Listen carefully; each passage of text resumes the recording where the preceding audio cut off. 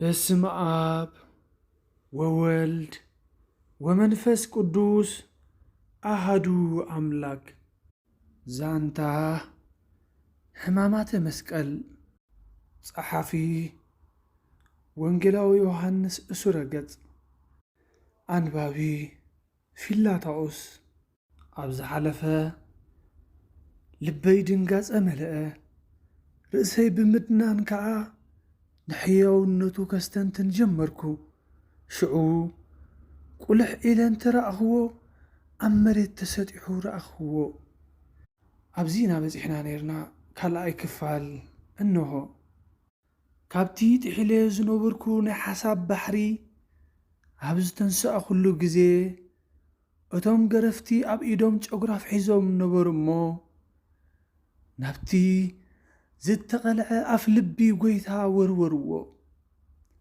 ደጋጊሞም በቲ ጭጉራፍ ሃረምዎ። ካብ ሕሉፍ መገረፍቲ ከዓ ስግኡ ተበሳሲዑ ኣዕፅምቱ ክሳብ ዝርአ ኾነ። ደሙ እውን ብምሒር ሓይሊ ኩርማጅ ናብ ኩሉ ማእዝናት ነጠረ። ጎይታ ድማ ብዝበፅሖ ኣዝዩ መሪር ስቃይ ብዙሕ ገዓረ።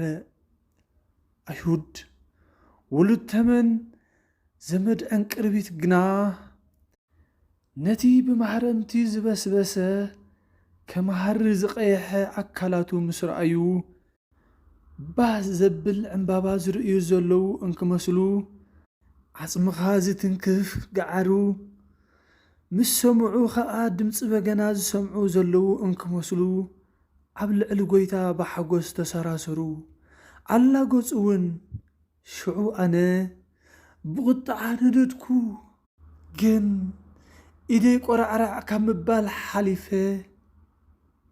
ኣስናነይ ካብ ምሕርቃም ሓሊፈ ክገብሮ ዝኽእል ብዘይ ምንባሩ ነቲ ፍቁር ጎይታ ብማዕዶ እናጠመትኩ ንብዓተይ ከም ውሕጅ ኣዛረኽዎ።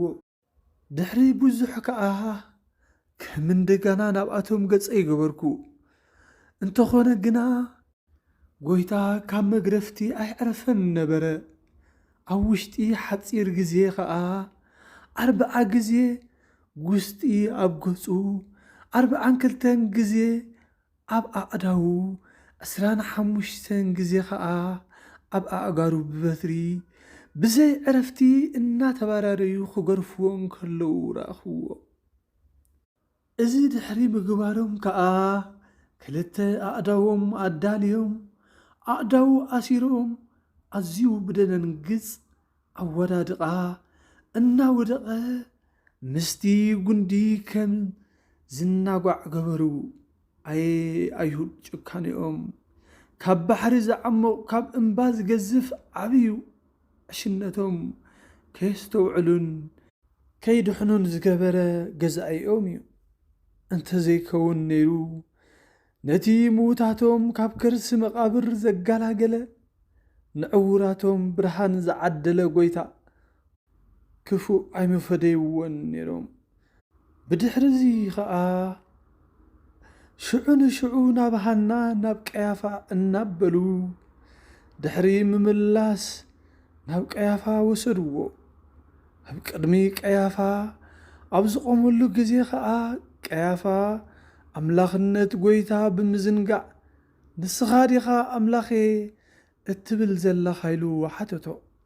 ጎይታ ከዓ ኣምላኽ ምዃነይሲ በዓልኻ እኳ ትብል ኣለኻ ብምባል መለሰሉ።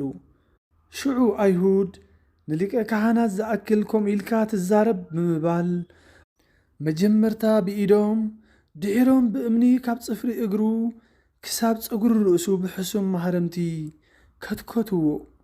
ኣየ ኣይሁድ! ጎይታ ናሃናን ቀያፋን ሊቀ ካህናቶም ምዃኑ ሓሊፉ ንጉሥ ሰማይን ምድርን ኩሉ ዝኽእል ከም ዝኾነ ብሰር ዕሽነቶምን ትርልቦምን ምፍላጡ ስለ ዝሰኣኑ ካብ ንጎይታ ብዝበለጸ ንቀያፋ ኣኽበሩ። ካብኡ ሓሊፎም ከዓ ንጎይታ ክቐትልዎ ተማኸሩ። ንንጉስ ጲላጦስ ከዓ ዓመፀኛ ሰብ ስለዚ ዝሓዝና ጉባኤ ስርዓልና ኢሎም ለኣኽሉ። ጲላጦስ ተመራሚሩ ከየድሕኖ እሞ ከይተገርፈ ከይተርፍ ብዝብል ገንፋሊ ናይ ደም ስስዐ ከዓ 305 ግዜ ብበትሪ ኣብ ጥራሕ ዝባኑ ኣብ ዝተመላለጠ ቆርበቱ ብዘይርህራህ ግረፍዎ።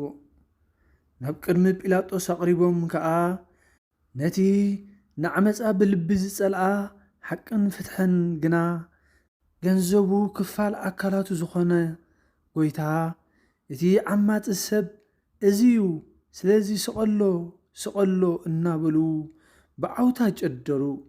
ጲላጦስ ግና ቅድሚ ዝኾነ ስጉምቲ ምውሳዱ እዚ ሰብ እዚ እንታይ ክፉእ እዩ ፈጺሙ ኢሉ ሓተቶም።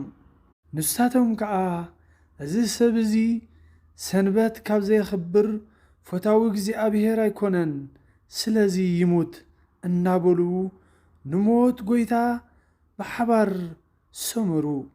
ጲላጦስ ከዓ መሊሱ ንሰንበት ብኸመይ እዩ ኣፍሪስዋ ኢሉ ብምሕታት ናብ መልሶም ኣድመፀ። ኣይሁድ ከዓ ዝበቅዕ ምስክርነት ዝሓዙ እንክመስሉ ብዕለተ ሰንበት ምዉታት የተንስእ፣ ሕሙማት ይፍውስ፣ ለምጻማት የንጽህ ብምባል መስደመም ዝኾነ ዘረባ ተዛረቡ። እዚ ዓበይቲ ተኣምራት እዚ ብኸመይ መንገዲ ምስ ምስዓር ሰንበት ከም ዝቝጸር ምፍትሑ ዘይከኣሉ ግድላት እዩ። ዘረብኦም ብምቕጻል ሓደ ካብቶም ብዕለተ ሰንበት ዝተፈወሱ ሰባት መጻጉዕ ዝነበሮ ሰብ ብኣካል ምስክር ኣቕረብዎ። ቀሪቡ ድማ ኩሉ ምስክርነቱ ድሕሪ መሃቡ ከዓ ገጽ እቲ ዝፈወሶ ጎይታ ጸፊዑ ተሰወረ።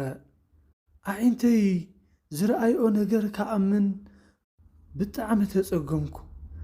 ዝንድሕር ምባል ከዓ ብሓቂ ድዩ እዚ ትማሊ ኣብ እግሪ ጎይታ ኮይኑ ምሕረትካ ለግሰለይ ንባርያኻ ጠምተኒ እናበለ ዝልምን ዝነበረ ንዓሰርተታት ዓመታት ከዓ ካብ ዓራት ከይወረደ ዝተሳቐየ እሞ ብጎይታ ምስ ሰብ ዝተመዓራረየ ካብ ደዌኡ ዝተፈወሰ ሰብኣይ ንጎይታ ጸፊዕዎ በልኩ።